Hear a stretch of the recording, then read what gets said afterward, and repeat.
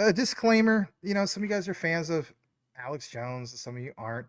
I'm just sharing like the clip that he has. So, don't shoot the messenger. It is what it is. Let's get into this for just a brief moment. If managing your crypto feels like solving a puzzle, it's time to switch to Decent Wallet. Just a few taps, you can manage, track, and secure your crypto with unmatched ease. And here's the best part. Grab your Decent Wallet at a discounted price by using the referral link below. Don't miss out on making your crypto experience smoother and more secure. So on the screen, what does it say? Breaking video. Trump says BRICS is dead. Flat out dead. Is this true? Well, draw your own conclusion. I have my other key takeaway, a continued full-length version this time of the original clip I did with Shani in our deep dive collaboration in regards to, the Bank for International Settlements saying no to BRICS, Augustine's Carstens announcement, right? So I'll play a little bit longer one about that here in a bit, but whatever the case be, quote, they don't have us over a barrel, we have them over a barrel. All right, listen to this. I'll just play the segment of what he's referring to, not the whole thing. Nonetheless, this is pretty good. It's pretty interesting, to say the least, to hear President Trump mention this. Here we go. I don't care, but BRICS was put there for a bad purpose. And most of those people they don't even want to talk about it now. They're afraid to talk about it because I told them if they want to play games with the dollar, then they're going to be hit with a 100% tariff the day they mention that they want to do it. And they will come back and say, we beg you not to do this. BRICS is dead since I mentioned that. BRICS died the minute I mentioned that. And I remember when Obama and Biden in particular, I guess he said that, they have us over a barrel. They don't have us over a barrel. We have them over a barrel. Okay. So I just want to share that quick clip. Where I'm going with this is to share another key thing here. And basically it's a YouTube channel. Let's face it, there's institutional YouTube channels. You guys, I don't even know if you're aware of it. Like, there's not a lot of views on some of these. Like, there's Future of Finance with Dominic Hobson, but there's also like ones where, anybody can make a YouTube channel, right? So in the discovery from late October, I found some material about Augustine Carstens specifically saying no to the BRICS. Now, keep in mind, this originally came from late October. Granted, before this whole thing of what Donald Trump is mentioning. It is important because, there's a lot of speculation about would, BRICS choose something like Ripple XRP or, for all we know, through interoperability, something like Quant. Well, maybe, possibly, but whatever the case be, there's supply and demand forces that a lot of people aren't aware of. And, could the BRICS nations use something that was quote unquote interoperable to kind of get around the whole threat of sanctions? So I want you guys to hear this time around. It won't be just the clip I played with Channing in regards to Augustine Carstens' announcement. It will be what you're about to see here. I'll start with Brunello here, and then Stefan Ingves. Actually, we'll take three, Brunello, Stefan, and Piyush Gupta. Brunello has a book just out on this subject, so there you go. Available today, right? Yes. Yeah. Okay. On Amazon or in UK bookstores. Okay. Actually, on the Commonwealth. So 2 questions, if I may. One macro, one micro.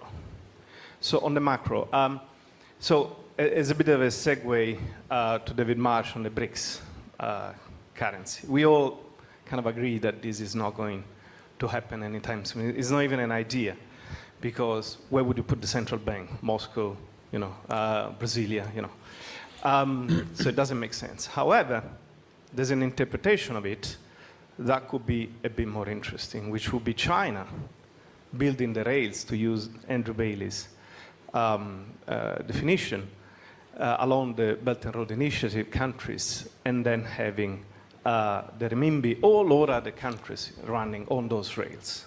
So the geopolitical aspect of CBDC, that would be my first question. The second, on the micro, Governor does talk about anonymity, but in reality, CBDCs would probably protect only privacy. But even privacy is not enough. Some critics of CBDC says what they really fear is that once they adopt CBDC, the government can decide itself to shut a person out of the system, given the programmability. So how would you respond to that kind of critic? Thank you very much. Thank you. If you just pass the mic down to Governor Ingves.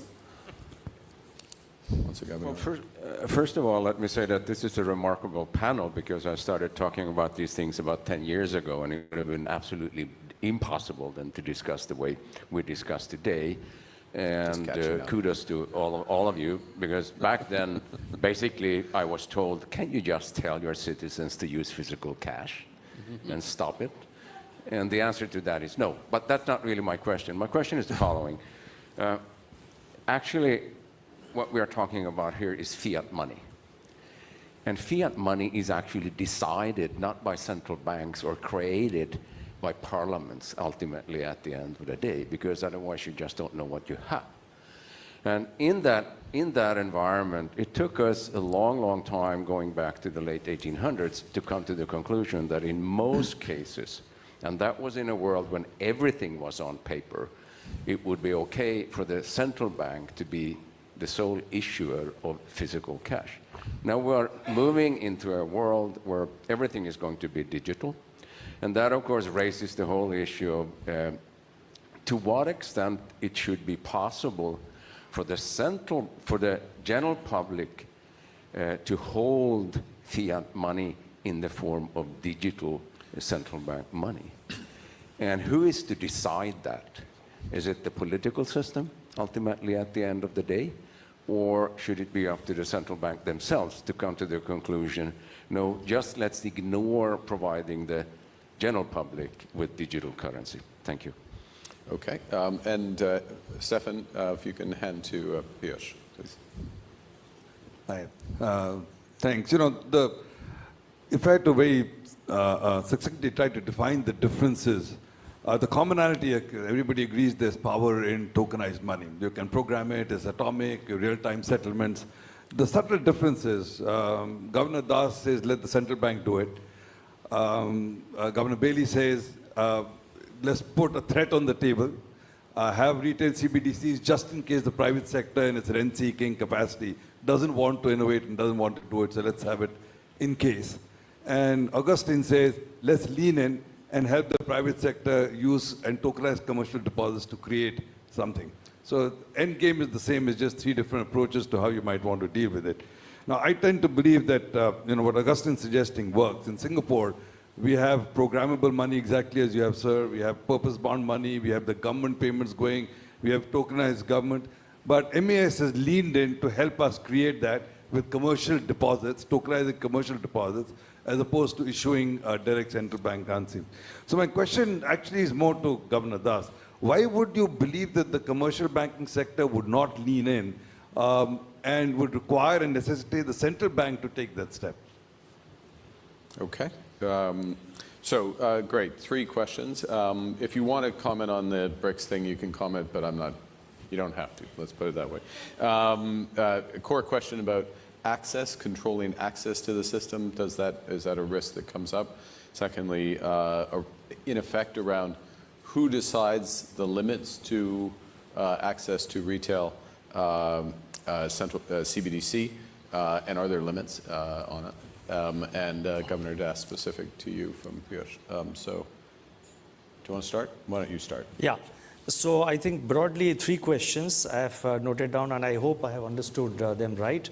With regard to the privacy question that was mentioned, I would like to, you mentioned that government can shut off somebody from the system. Now, why should that impression come? The way I look at it, so far as India is concerned, the Reserve Bank of India Act has been amended by the government, where the Parliament has delegated that responsibility of issuing notes, bank notes, by the central bank. All that has been done is that it is mentioned that the Reserve Bank is competent to issue bank notes, including digital currency. So therefore, already it has been legalized. And we see CBDC as a replacement of the paper currency. So if you have an apprehension that the government can shut off somebody, the government can do it also for deny somebody to avail paper currency. Now that doesn't happen. It will never happen. And you have a legal system. Why should, I mean, there has to be some basis on which government can do. It cannot just be a, discretion left to the government. So that is one point. Second thing is with regard to Stefan's point, you said that fiat money is created by parliaments. Absolutely right. But it's a delegated function so far as the central banks are concerned. The government has delegated this responsibility. I'm talking about India in particular. The government has delegated, the Reserve Bank of India has authorized the Reserve Bank of India to sort of issue currency notes and operate the monetary system on its behalf. So it's a, Reserve Bank derives that responsibility, derives that function from the parliament, from the sovereign. The third point with regard to Piyush's point that, why not commercial bank? Now, I'm just talking of paper currency vis-a-vis digital currency. In our system, in India, the paper currency, the notes are printed by the Reserve Bank of India. Then it is supplied by the Reserve Bank of India to various commercial banks, and they then dispense it, they distribute, they give it to their account holders and others. Here the same system remains. The Reserve Bank creates the digital currency. It remains a liability on the books of the Reserve Bank. The commercial banks draw that money and they dispense it to the public, to the members of the public, to their account holders. So it is not in no way different, and it does not in any manner sort of dilute the function of commercial banks. It does not take away anything from the commercial banks with regard to what they are doing today. Excellent. Andrew, please. Well, let me say two things. On the first question, on the geopolitical question, I think it's a very, very good question and a powerful question. First of all, I don't think there is any good reason to want to fragment the rails in cross-border payments. And I'll be blunter than that. I think those who do want to fragment the rails are probably doing it for very much the wrong reasons. I mean, if you think you can avoid sanctions by fragmenting the rails, then A, that's a bad reason, but B, we should be very alert to it. But I think the best way to, frankly, avoid a fragmentation of the rails is to innovate and make sure that the rails are actually, modernized and up to speed. Otherwise, there is, of course, an economic case for fragmenting. That's the issue. So, I think the geopolitical question is, frankly, as a reminder that we need to, frankly, keep the rails. The rails need to be modern, efficient, and operating. We go to Stefan's question. It's a really good question and a really hard question. I do think Stefan's right about fiat money. Of course, it does have its central bank money, but the origin, is in parliamentary authority. And I think it is. We've all in our design of retail, well, certainly we have in our design of retail CBDC, and I know the ECB has said we really actually would set a limit on holdings, and that's to do with the risk of disintermediating the banking system, really, which we don't want to see. Now, I have to say, I'm going to say two things on that. First of all, I know I'm probably a bit sad in this respect. To get into this question, I went back and reread Friedman and Schwartz. Actually, it's quite good to read because what you get reminded of is what happens if you have an unstable world where money shifts between the commercial bank and the central bank world, and that was a characteristic of certainly the 19th century U.S. system, and it was very unstable. But I think the question that I do have is, if we went down this road of limiting setting limits as we have said we would, what exactly is the authority for that? I mean, it's an efficiency and a risk question, response. I get that. But what exactly is the authority to tell the public you can only have so much central bank money? It's a difficult. Stefan's nodding. I think it's a difficult question at root. Yeah. It's a very difficult question. Yeah. It's the kind of question that's you can have an intuitive answer to. It's easy to say, but then you really need to think through. On the Agustín, please. Yeah, on the first question, I fully second what Andrew said.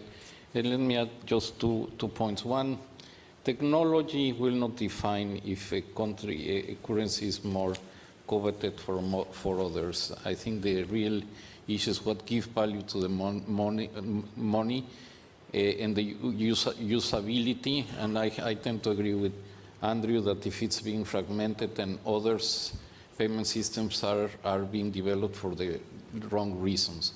We at the BIS are working on many of these projects, but none is designed for the BRICS. And as a matter of fact, we cannot directly support any project for the BRICS because we cannot operate with countries that are subject to sanctions. So I just want to be very clear about that. The question of Stefan, I think it's a great question. I fully agree. Now, for me, I think what we should ask from the parliaments is to preserve the options that today population has. And the option that today the population and society has is to be able to have a retail direct liability of the central bank. Today we have it in the form of cash. Now, why, given the technological development, we could not give access to society in the technological representation that society demands?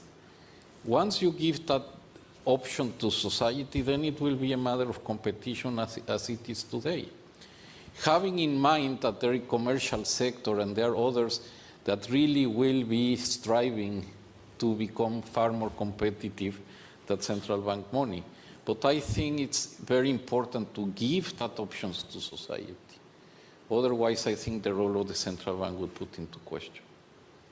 Fantastic.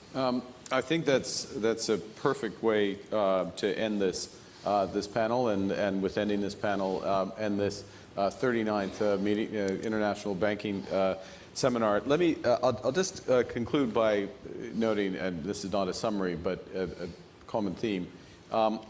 In the end, with money, with all the innovation, the central bank is at the core. Has to be at the core, and the linkage between various forms of money to have that finality of settlement, the speed of settlement, something that would be new, but this singularity, this singleness of money there. And the question is where to set the boundary as you move out towards the user.